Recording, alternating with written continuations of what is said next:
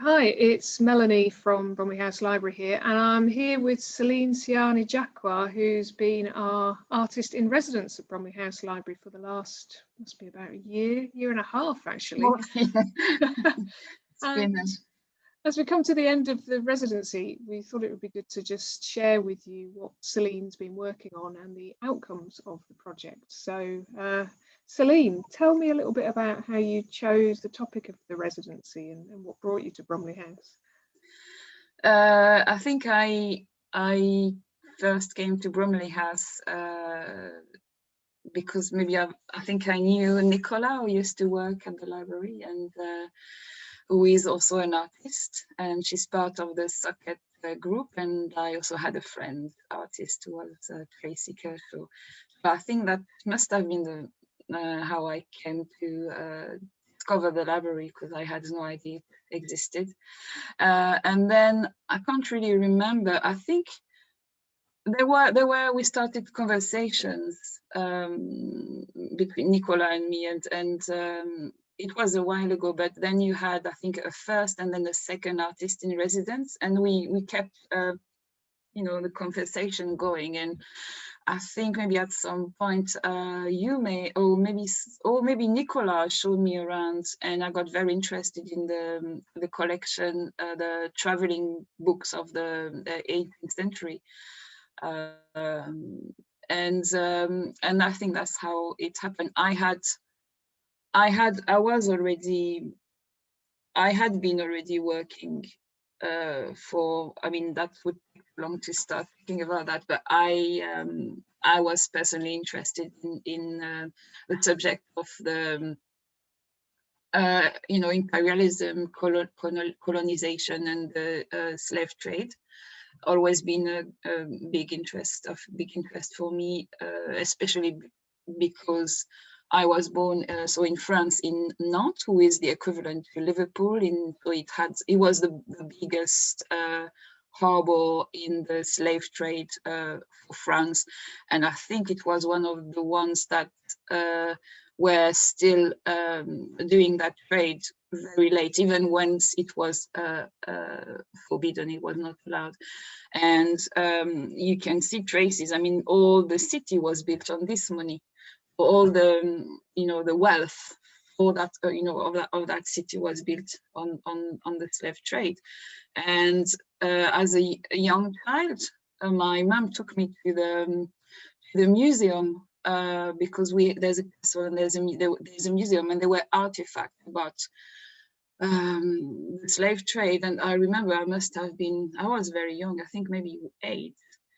And that was such an enormous shock for me to discover, because it was very realistic. You had real things and depiction. I can't remember if there were illustrations or things, but you had the real chains and the description of like how we would put people in. Like, it was, as a child, I was extremely shocked, because I had no idea that for me adults were responsible people, and and so that some adults could do that to other adults just because they could, and just because maybe they were different, was enormously shocking to me. And I think that opened an understanding of the world and the darkness of the world I lived in as a child. Okay, so that's my, I guess, my interest. So, and the collection, I found it really mysterious, because that those books were so old, but also the fact that they were there, but not taken away, not borrowed, or there was this word of an untouched collection. So a collection of amazing, great interest, but that was left there and maybe not consulted, not read. So there was a bit of mystery as well. And of course, with such a large collection to get your teeth into, you can't possibly go through all of those books and read them. So what were you looking for as you started scanning the shelves and pulling them off? Yeah, so as I defined my project, which fortunately has been funded by the Art Council, I was looking for depiction of nature from Africa, so African nature. So I was looking for the illustration because they're very, very beautiful. And it was, a choice not to look at or use pictures of people, because the content of these books, even sometimes just the titles, are very shocking in 2021.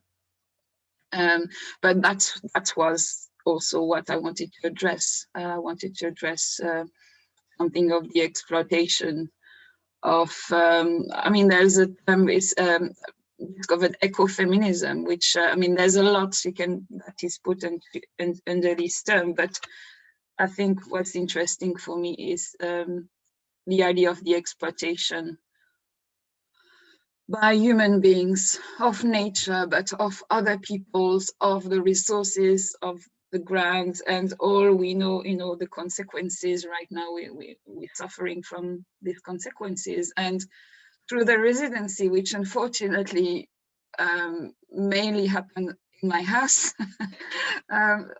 we had this big crisis coming up, and also the events with George Floyd. So all of that was happening when I was supposed to have been doing the residency, but it came really to feed the project, because the virus, the coronavirus, there's been a lot that's been said of, what about its origins, and a lot was said that it may have been the consequences of the exploitation of wild resources, that we shouldn't have touched.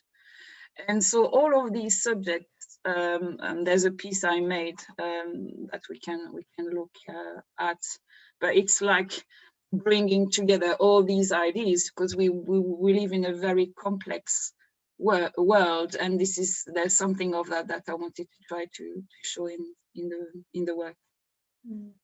It has been a really challenging time to try and approach a residency, because you haven't even been able to get into the library for a good part of that. So how did that affect your ability to deliver on the project? That must have caused things to evolve. Yeah, we were lucky that we did manage to do the first part of the project, which was workshop or talks that we had to engage with the users of the library, but also the wider public. So we had 3 of these events, and invited two other artists to take part. So, and so I guess this part, which was important, it was more like the research for me, and interacting and inviting the public. That fortunately that happened. What did I want to say? Yeah, and actually, the last time I went to the library and it was all starting, the panic with the virus was just all started. I think it was to collect a book, which is called, actually, I can show you, because we're live. I can show you the book, which was donated to me by a user of the library, is Nick Sparrow. So he gave me this book, and I think that's the last time I went to. Yeah. So obviously it's the way around, maybe for you. I don't know if it, but yeah, and that's how, like, I had I had the collection in this. The whole collection I wanted to look at actually was in this book at home, and I worked from there, and that was such a lucky and such an amazing gift to me at the right time. Yeah, so that's how it happened for collecting the illustrations. I collected them from this book, but it's a really good, like, summarizing kind of book of the collection and what I was looking for. So that was perfect. Yeah.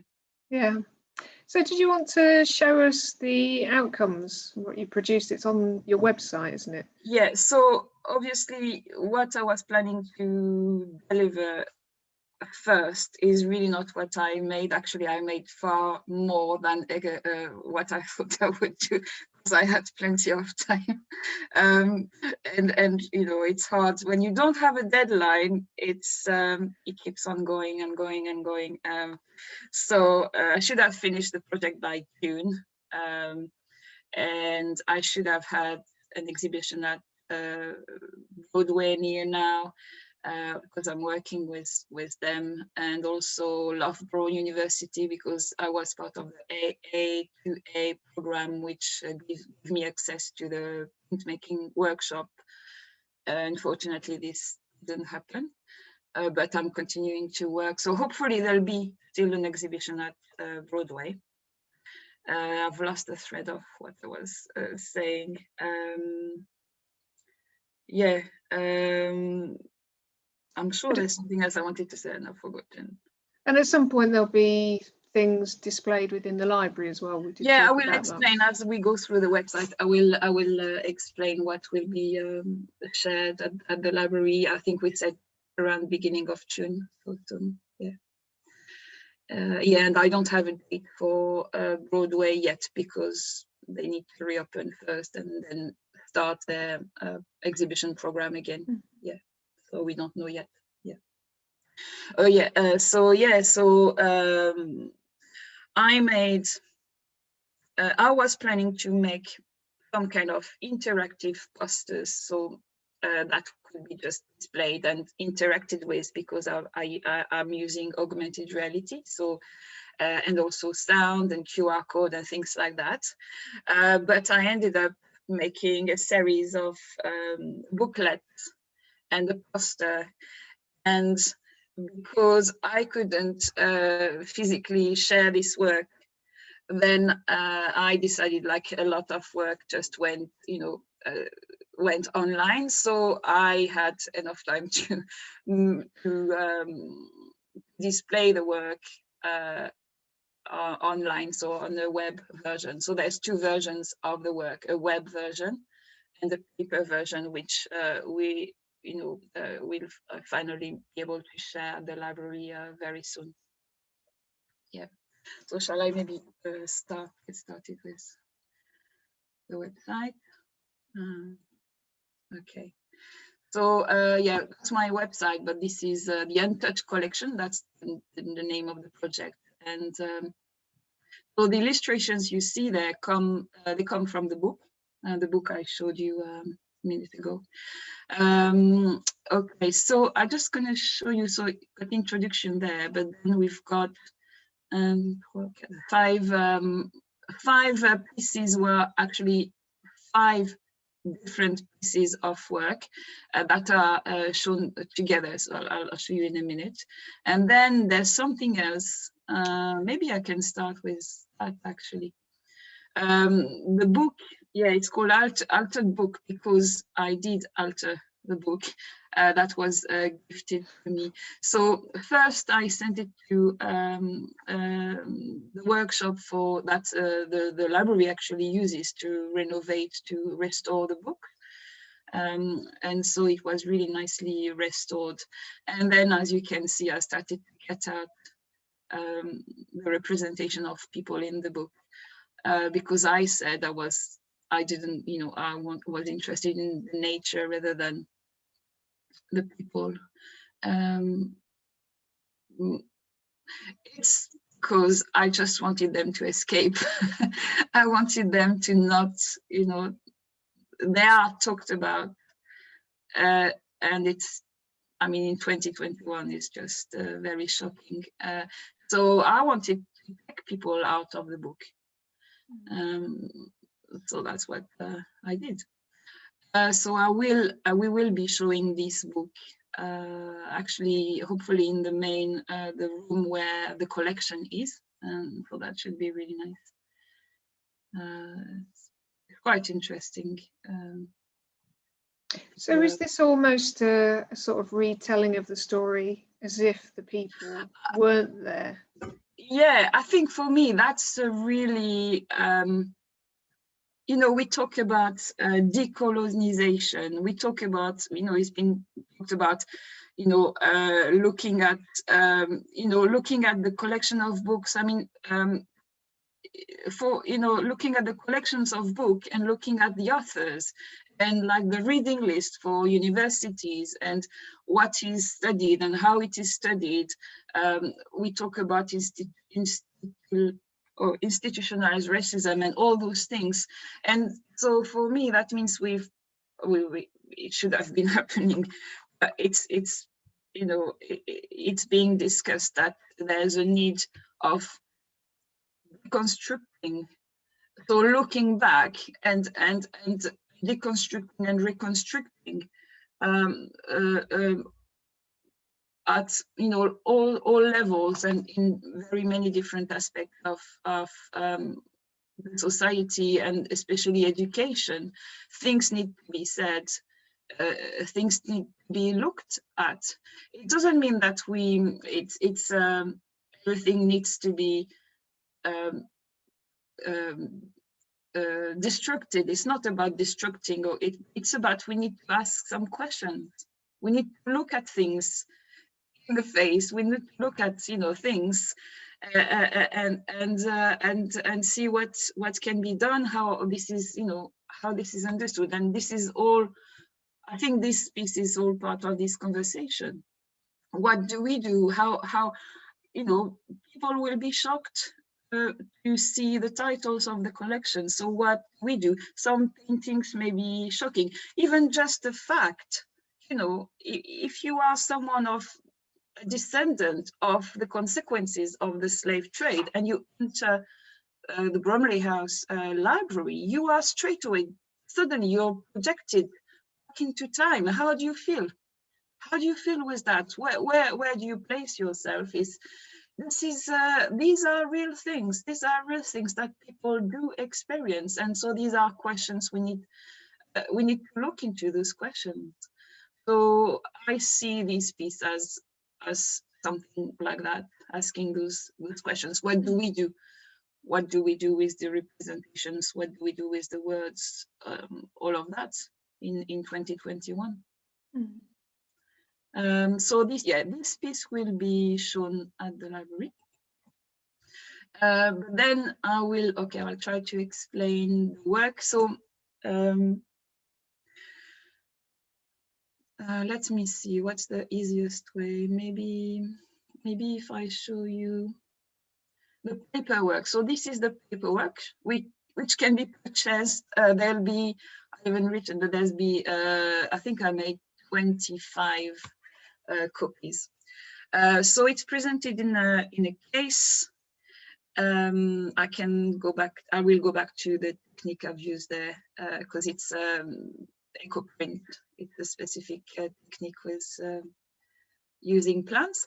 So in this case, there's the poster, and the poster works also separately. So you can have the poster and have access to the work as well. There's instructions for how to use the augmented reality and so on. And then you've got the series of booklets. So this one is called The Barbarian. It's mainly images from 20,000 Leagues Under the Sea by Jules Verne that I've reworked. And then you've got this one, which is a selection of articles from the news through the before, but also through the lockdown. And here, this is the augmented reality. So it's like you'll have, there's 3 illustrations with 3 augmented reality experiences. And then this is a series of drawings that come with, so I've commissioned a musician from Harris to work with me, and we've made a music and some spoken words piece. So you can look at the drawings and listen to the sound piece at the same time through a QR code. So that's the paper version, which will be on display at the library. And then there's the web version, which anyone can have access to.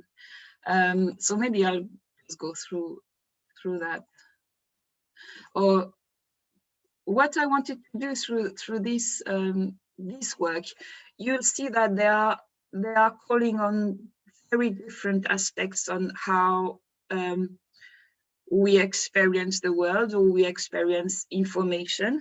And for me, that's something very important, because eventually one thing I'd love to do is immersive installations that call onto your different senses, but also on your intellect, but also your emotional side, emotional understanding and interactive way of interacting and understanding the world.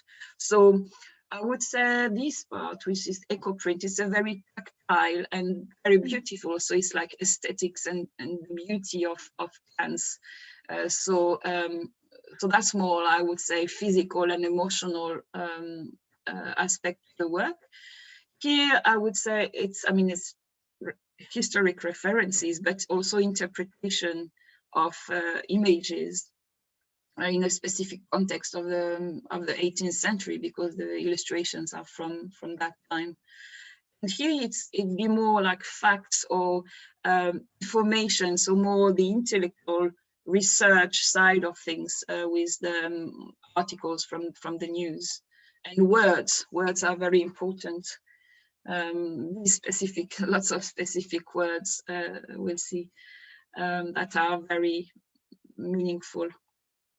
And then here, I guess it's maybe the gadget side of things. I just love augmented reality. The new technologies are just fascinating. So it's very, very fun and entertaining, I find.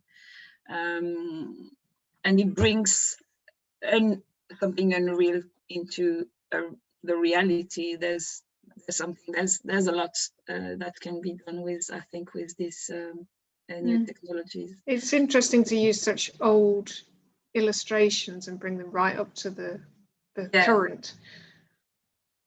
Yeah, and it's a virtual space, is an in-between space, as if we are representing and we're seeing something of the imagination and the interpretation. It comes to life. And then the last part is drawings, but also music. So music is more emotional, and the story relates to transformative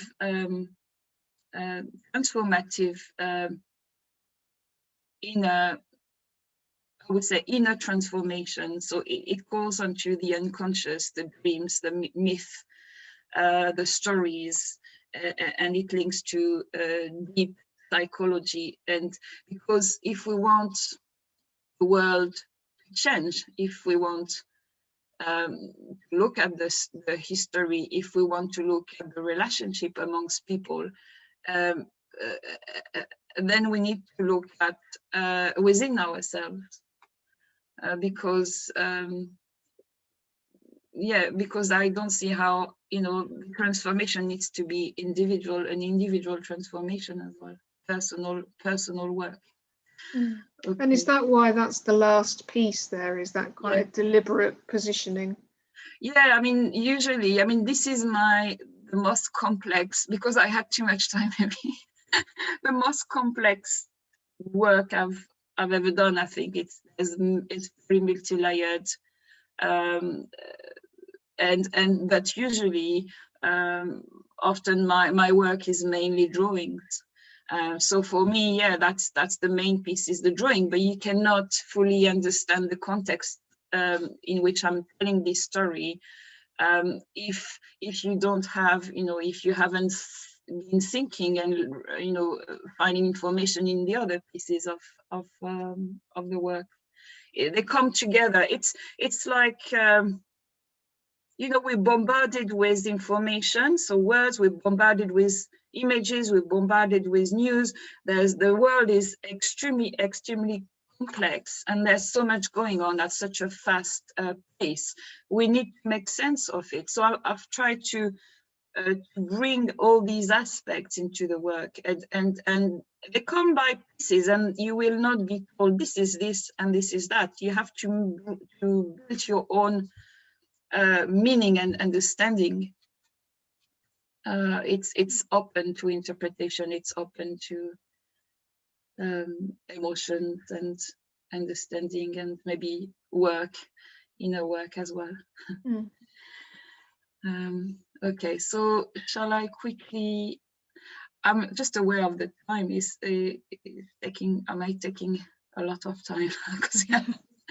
It's very interesting to hear you talk about the journey actually to creating these pieces, and then the importance for people to take time themselves to process it and ask themselves questions. I think that's what I'm hearing.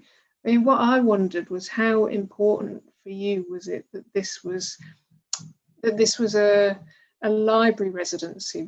Because, you know, in the end, towards the end of the project, you couldn't really get into the library. Is this something that could have been done in another setting, or was the library important to the development of this? I think it really makes sense that actually I'm quite pleased that at the end I produced booklets, because it really makes sense. It really makes sense when, you know, that you will need, you know, reading is you have to sit and spend and open a book and spend time, and it's not a direct way of acquiring information. So that's why I like the idea of booklets, because you do have to sit and spend time. So it completely makes sense to for that work to have been made within the context of a library, and to be shown within the context of a library. Now, in the exhibition space, I mean, I don't know if I'll change things, but my idea of showing the work in an exhibition space would be really different. I would like people to experience the work somehow straight away, and there's many ways to do that. You can use, you know, sound, projection, visual, you know, large visual things, but in the library it will be just you and the work. If you sit and you know, you interact with the work in a very intimate space and at your own pace. So yeah, I'm not sure I answered the question. I think you absolutely answered the question, and I think it will be really interesting to see what people take from this and the questions that they ask themselves. We talked about having a book, a sort of visitor's book, for want of a better word, so that people can record any reflections that they have in viewing and experiencing these works when they're in the library. I'll be interested to see, because we are the kind of space where people can sit and reflect and read, and as you say, that's what we do every day with books. So I can see the logic there. And you know, it was good as well that you were supported as best we were able to support you at the beginning of the residency. And I'm sorry that the large part of the end of the residency has been very much a kind of solo project, but I'm glad we've been able to stay in touch through it. It's been obviously quite a challenging year. Yeah, and I think we've had a lot of quite in-depth conversations together, and also with the artist who I mean, they brought a lot to discuss about. So it was Ione Smallhorn and Rebecca Baynard who came to the library to share their work. I hope that we can do more work with you and with them in the future, because I think there's things for us to reflect on as well. I noted what you said about people coming to the library for the first time, and I know that that's something that came up in one of the workshops that we had as well. So it's, you know, it's a time for all organisations to reflect on their own history and the narrative that they consciously or unconsciously give by the surroundings that they find themselves in, I suppose. So it would be good to continue those discussions. Is there anything else that you want people to know, or how people can engage with this over the next few months? Just if you go on the website, just make sure you've got a good sound system or headphones for the sound piece, because music is really well worked, but it doesn't sound good if it's just from your laptop or or from your phone without headphones. And then I hope the instructions are, you need to print if you want to experience the augmented reality, you need a printer. And you need to download an application, an app, yeah. And you need, yeah, that's it, yeah, that's it, yeah. Great. Well, if anyone comes into the library to look at it, we'll make sure that we've got instructions for the app and we can give them any support if needed. Yeah, you can share it there as well, yeah. I'll come to the rescue for instructions. I know it's not easy, and very, I mean, not many people have actually experienced augmented reality, so it's like, I know it's very, very new for most people, so yeah. It's good to be ahead of the curve on that one. Thank you so much, Celine, for your time and for the project, and obviously thank you to the Arts Council for supporting the project, and also for the Socket Art Group that you mentioned at the beginning, who also gave some seed money to help start this up as well. So yeah, yeah, Bromley House, near now Bromley House, yeah. Okay. Thank you. Okay, bye.